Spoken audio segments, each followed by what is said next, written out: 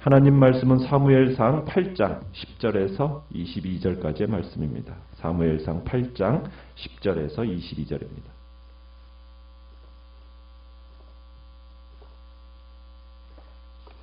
사무엘상 8장 10절입니다. 사무엘이 왕을 요구하는 백성에게 여호와의 모든 말씀을 말하며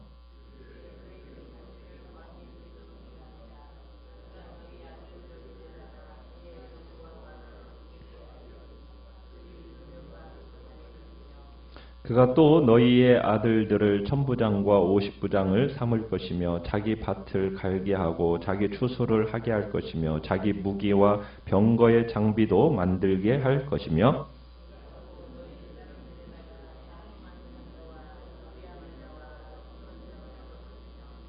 그가 또 너희의 밭과 포도원과 감람원에서 제일 좋은 것을 가져다가 자기의 신하들에게 줄 것이며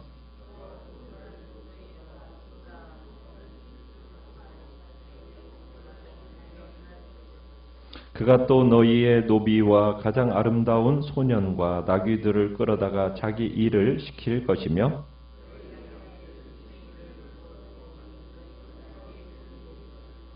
그날에 너희는 너희가 택한 왕으로 말미암아 부르짖되 그날에 여호와께서 너희에게 응답하지 아니하시리라 하니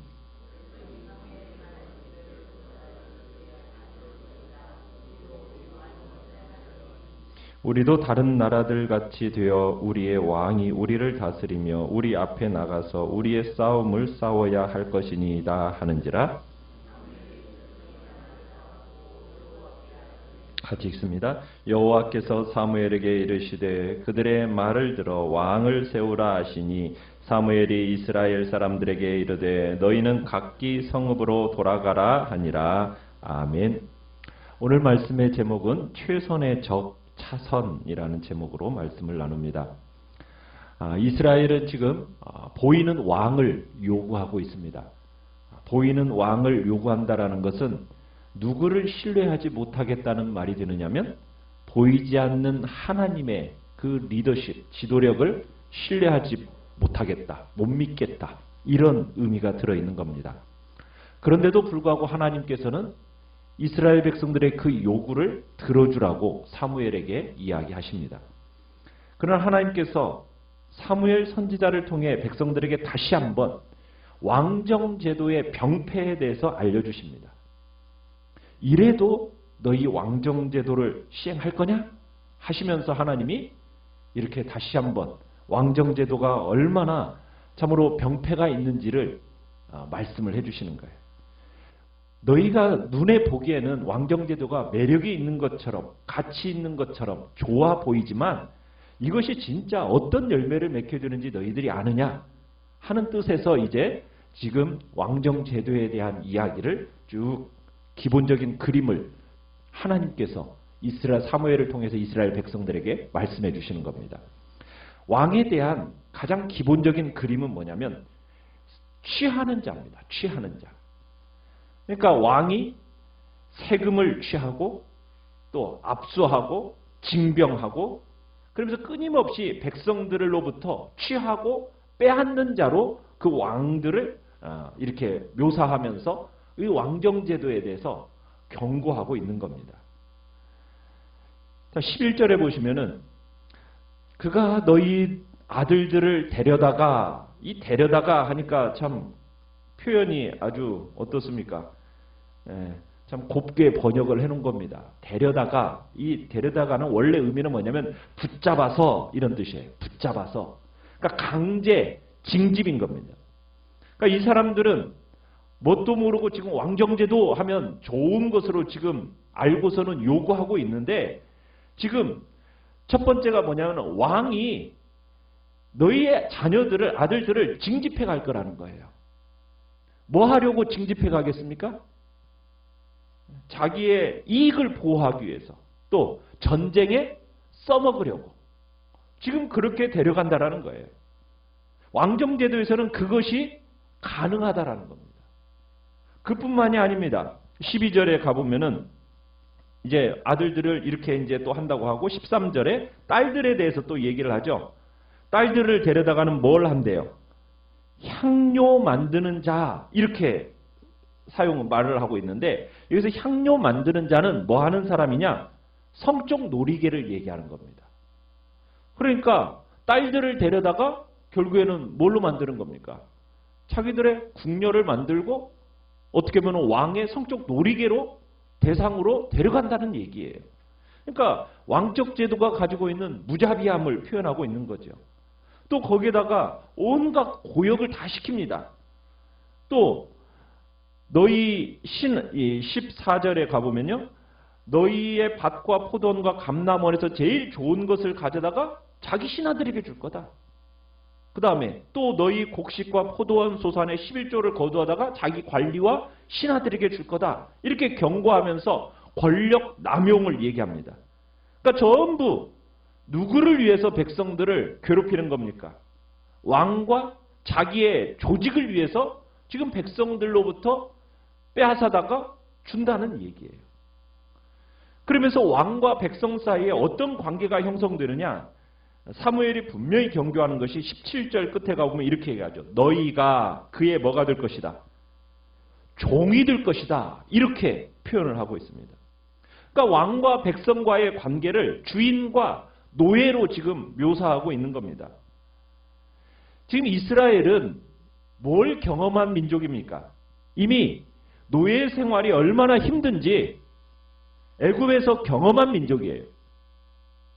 사무엘은 그들이 왕을 구하는 것이 지긋지긋한 이 노예 생활을 정리한 지 지금 400여 년밖에 지금 지나지 않았는데 다시 자청해서 노예의 신분으로 돌아가겠다라는 지금 그런 행위에 불과하다고 지금 사무엘이 이 왕정제도에 대해서 경고를 하고 있는 겁니다.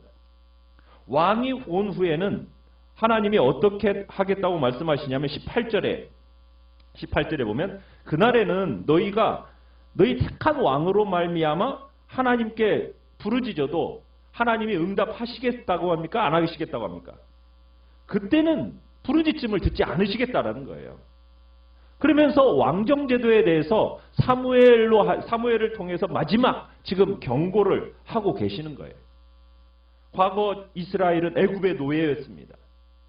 그 주인 애굽이 노예 이스라엘로부터 얼마나 끊임없이 착취해 왔는지 그 고통에 시달리던 이스라엘 백성들이 하나님 앞에 부르짖었고 그 부르짖음 속에서 구원하셔서 지금 이렇게 자유로운 백성으로서 그들로 살게 하셨는데 지금 이 백성이 또 뭐 하겠다라는 거예요. 또다시 노예 생활로 들어가겠다라는 거예요. 왕권이라는 것이 자유를 위해서 지금 원하는 것 같지만은 결국에는 너희를 다시 과거 애굽에서 너희 선조가 노예 생활을 했던 것처럼 또다시 너희를 속박할 거니까 이래도 진짜 너희 왕정을 원할 거냐? 왕을 원하겠느냐? 하면서 하나님이 지금 말씀하고 계시는 거예요. 자, 이렇게까지 말씀하시면 어떻게 해야 돼요? 왕정제도 안 해야죠. 그런데 안타깝게도 자, 이스라엘 백성들은 어떻게 얘기하고 있습니까? 19절에 사무엘의 말에 듣기를 거절합니다. 사무엘의 경고에 귀를 기울이려고 하지 않아요. 그러니까 인간은 참 말로 해서는 잘 안 들어요. 그죠? 아무리 뜨겁다. 그거 만지지 마라. 그런데도 어떻게 해요? 꼭 만져요. 왜? 직접 안 만져보면 손이 뜨거운지 안 뜨거운지 모른다는 거예요. 그리고 나서 정신 차리죠. 손이 되기까지는 절대로 놓지를 않아요. 그게 인간의 탐욕이요, 인간의 죄입니다. 끝까지 가보겠다는 거예요. 왕을 요구하려 지금 사무엘을 찾아온 이스라엘의 장로들은 결국 왕을 세우면은 노예 생활로 돌아간다라는 이 사무엘의 경고에도 불구하고 왕을 고집합니다. 뭐라고 하면서 고집합니까? 20절에 우리도 다른 나라들 같이 되게 하소서. 여러분, 다른 나라들 같이 되게 하소서, 이 표현은 어떻게 보면 하나님과의 언약 관계를 거부하는 발언입니다. 하나님께서는 지금 원래 언약을 세울 때는 무엇을 얘기했어요? 구별된 민족으로서 하나님이 이스라엘을 따로 이렇게 세워놓으신 건데 지금 이 백성은 어떻게 되고 싶다는 거예요? 다른 나라들 같이, 세상 나라와 같이 하면서 세상 나라를 지금 본받겠다라는 겁니다. 본질적인 이유가 나타나죠. 그러면서 계속 얘기하는 게 뭐예요? 우리도 다른 나라들 같이 되게 하소하면서 왕은 우리 앞에 나가서 우리의 싸움을 싸워야 할 것이니이다. 우리의 재산과 우리의 평안을 위해서는 뭐가 필요하다는 거예요? 왕이 우리를 대신해서 앞서 나가서 싸워야 할 필요성이 있습니다. 여러분, 이 표현에는 어떤 의미가 있느냐면 더 이상은 우리가 하나님을 군대장으로 모시지 못하겠습니다. 이런 의미가 들어있는 거예요. 여러분, 여호와 하나님이 이스라엘 백성을 위해서 여러분 싸우시지 않았습니까? 싸워 오셨죠. 여러분, 왜 이런 결정을 내리는 거예요? 하나님의 능력이 쇠퇴했습니까? 아니죠. 우리가 7장에서 보듯이 블레셋과 이스라엘과의 전투에서 하나님의 얼마나 놀라운 능력으로 정말로 승리하게 하셨습니까? 그걸 목격을 했어요. 그런데도 불구하고 이 이스라엘 백성들은 왕정을 요구하는 거예요. 왜? 이해관계에 따라서 욕망에 사로잡히다 보니까 이 욕망과 야심에 사로잡히면은 이게 야망의 노예가 되어가지고 죄의 노예가 되어가지고 자기들이 지금 뭘 향하여 가고 있는지도 분별이 안 돼요. 그러니까 뭘 추구하고 있는지도 지금 그것에 대해서 분별함이 없이 어떤 논리, 어떤 원리를 가르쳐줘도 그게 귀에 들어오지 않는 겁니다. 여러분, 이스라엘 백성들이 왜 그렇게 지금 이방 민족들로부터, 주변 나라들로부터 괴롭힘을 당하고 있습니까? 하나님이 힘이 없어서, 하나님이 지금 왕으로서 제대로 싸워주지 못해서 지금 그런 겁니까? 아니잖아요. 이유는 뭐예요? 병폐는 이스라엘 백성이 늘 하나님을 배반하고 그 다음에 우상 숭배하고 이중적인 삶을 살아가니까 하나님과의 관계를 바로 맺지 못하니까 그런 일 때문에 지금까지 지금 이방 백성들로부터 괴롭힘과 압제를 당하여 온 거 아닙니까? 그런데 이들은 겉으로 드러난 사실만 보고서는 그 속에 감추어진 하나님의 의도, 하나님의 그 뜻을 알아차리지 못하고 사건의 본질을 제대로 파악하지 못한 채 지금 이들은 뭘 요구하고 있는 거예요? 왕을 요구하고 있는 겁니다. 하나님께서는 이 백성들의 요구에 대해서 어떻게 하고 계십니까? 21절, 22절에 보면은 22절에 뭐라고 얘기하세요? 여호와께서 사무엘에게 그들의 말을 들어서 왕을 세워라. 그래, 너희들의 요구대로 해주마. 그리고 이 소식을 온 백성들에게 전해줘라. 하나님은 결국 왕을 허락을 하세요. 이스라엘에게 자신의 미래에 대한 선택권을 허락하신 겁니다. 그러나 그 결과, 그 왕을 선택함으로 초래되는 그 결과는 누가 책임지는 거예요? 결국에는 자기가 책임을 져야 되는 겁니다. 여러분, 이런 얘기가 있어요. 오늘 제목처럼 최선의 적은 뭐냐? 차선이다. 이런 표현을 씁니다. 인간의 차선은 하나님의 최선의 적입니다.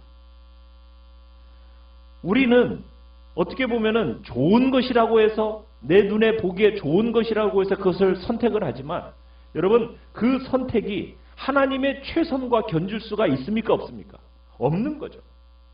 내 눈에 아무리 좋아 보이더라도 그것을 고집하면은 여러분, 하나님이 그래, 네 눈에 좋아 보이는 대로 하나님이 허락을 해주십니다.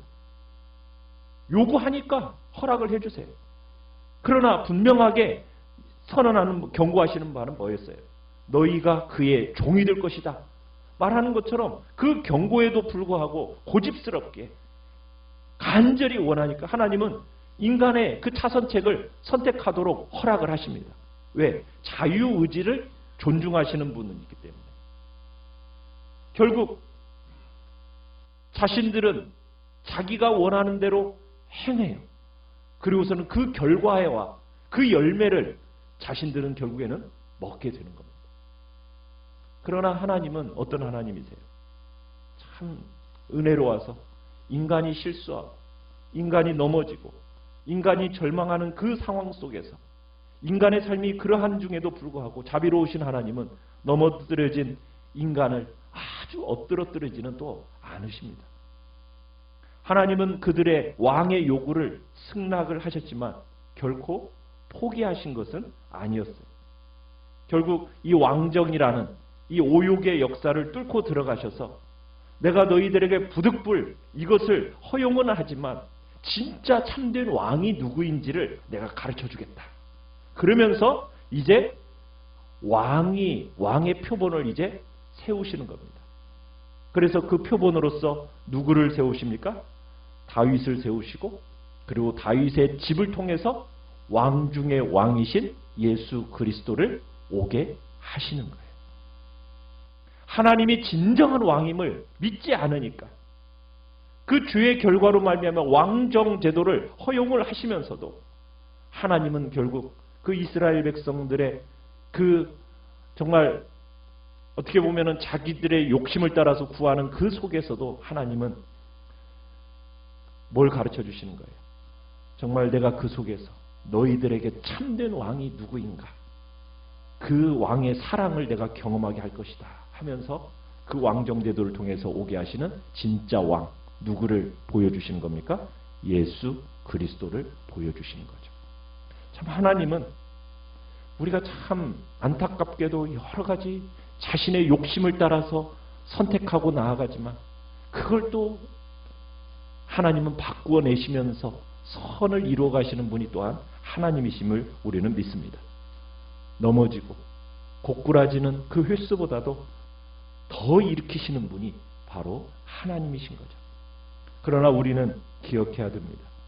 내가 내 눈에 좋아 보이는 그 차선책보다도 하나님의 인도하시는 최선이 더 우리에게 복되다라는 사실을 기억하면서 여러분 하나님의 뜻을 나의 최고의 가치로 여기고 그 뜻에 여러분의 삶을 맡기고 신뢰하며 순종의 길을 걸어가는 은혜의 삶이 있기를 간절히 축원합니다. 우리는 내 욕심과 내 생각과 내 판단 그거 다 내려놓고 하나님의 뜻이 무엇일까? 그리고 그 뜻에 나의 생각을 맞춰나가는 그 복된 자리에 우리 모두가 있기를 간절히 축원합니다. 말씀을 생각하며